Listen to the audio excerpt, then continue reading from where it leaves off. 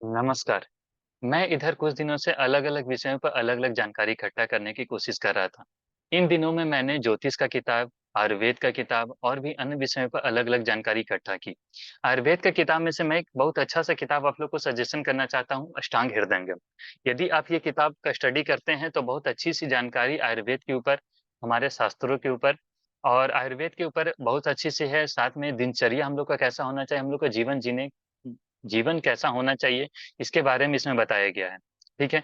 और इसके साथ-साथ मैं इधर जो भी जानकारी इकट्ठा किए था, उसमें से मैं एक बहुत अच्छी सी जानकारी मिली, सोचा आप लोग सभी लोग के साथ शेयर करूँ। कहा जाता है हमारे शास्त्रों में, ज्योतिष में और आयुर्वेद में कहा जाता है जीवन का हर एक मर्म का आपको दवा है, ठीक है? बशर्ते हम लोग की जानकारी होनी चाहिए।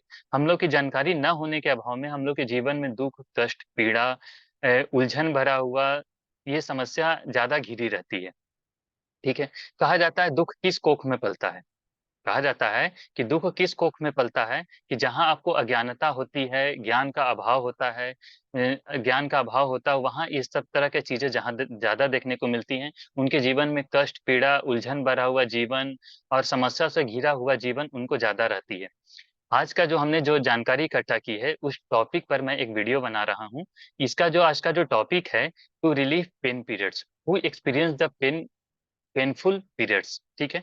जो पीरियड्स के टाइम में बहुत ज़्यादा कष्ट होता है स्त्री लोग को, उन लोग के ऊपर ये स्पेशल फॉर वीडियो है।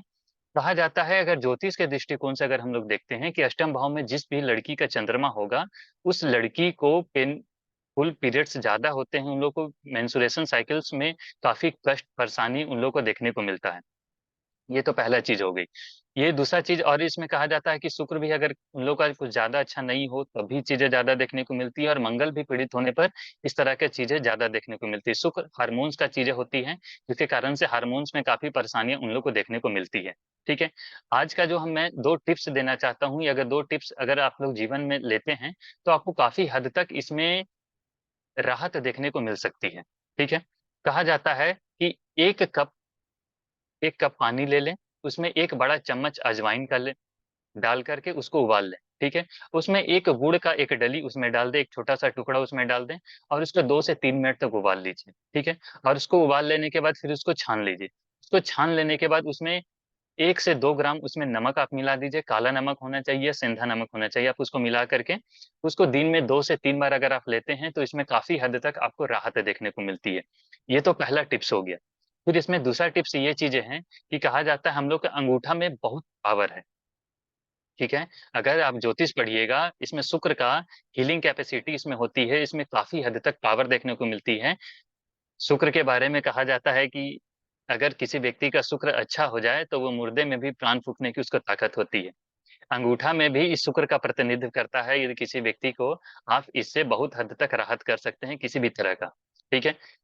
सबसे पहले इसमें एक उपाय समझ लीजिए चाहे जो भी चीज़ें हैं।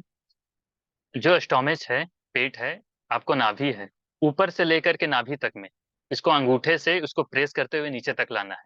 फिर लेफ्ट से लेकर के नाभि तक में, फिर राइट से लेकर के नाभि तक में और नीचे से लेकर के नाभि तक में, ये एक चक्र हो गया। फिर उसको नाभि के ऊपर प्रेस कर देना है, ठीक है? ऐसे-ऐसे करके आपको 4 से 5 बार करनी है, रेगुलर वहीं पर। एक ही टाइम में 4 से 5 बार आपको कर सकते हैं, तो इससे भी आपको काफ़ी हद तक राहत देखने को मिलता है। ये इसलिए कि अगर आपका हमारा पूरा बॉडी का जो सेंटर होता है, वो नाभि पर होता है। यदि उसका भी बैलेंस अगर बिगड़ जाता है, तो पेट में बहुत हद तक दर्द और इस तरह की समस्या आपको चालू होने लगती है। अगर आप ये दोनों चीज़ को जीवन में अगर लेते हैं, तो आपको बहुत हद तक राहत देखने को मिलेगी। आप सभी लोग इसको अपनाइए, फिर जैसा होगा आप इसको कमेंट में इसका आंसर आप दे सकते हैं। आपको ये जानकारी कैसी लगी? आप इसमें कमेंट में इसका आंसर दे सकते हैं और भी इसी तरह के जानकारी के लिए चैनल को सब्सक्राइब कर सकते हैं। धन्यवाद।